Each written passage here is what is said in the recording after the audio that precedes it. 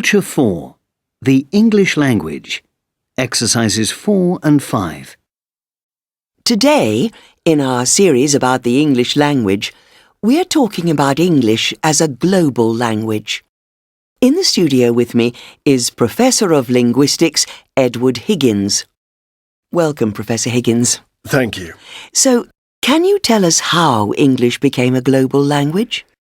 Yes, well, English spread around the world during the 18th and 19th centuries. At that time, Britain was a very powerful country and it had a large empire.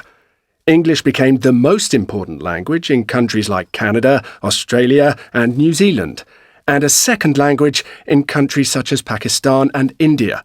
It also became the first language in the USA. And, of course, the USA is now the most powerful country in the world. Yes, so English continues to be very important. The enormous influence of American culture since 1945 means that English is now, more than ever, a global language. How important is the influence of technology? Very important. English is already the language of popular culture, films and TV, and of science, business, aviation and tourism. It has now also become the language of the Internet. About 55% of the world's websites are in English, and experts estimate that 80% of all emails are in English too. Just how many English speakers are there? That depends on how you count them. But there are about 335 million people who use English as their first language. In addition, there are about 430 million people who speak it as their second language, in countries like India, South Africa and the West Indies. And a lot of people learn English as a foreign language too, don't they?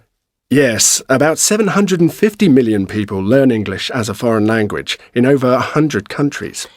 So how many speakers is that in total? About 1.5 billion speakers worldwide. Wow, that's a lot of people. I guess not everyone is happy about how widespread and how important English is becoming. That's right. Some people think English is too powerful. They see English as a threat to their own language. In Britain, for example, Welsh has only 500,000 speakers. Can it survive alongside English, which has 60 million? Maybe not.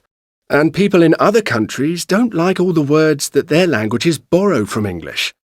Some French people, for example, object to words like weekend and blog and email. Will English continue to be the most important language in the world?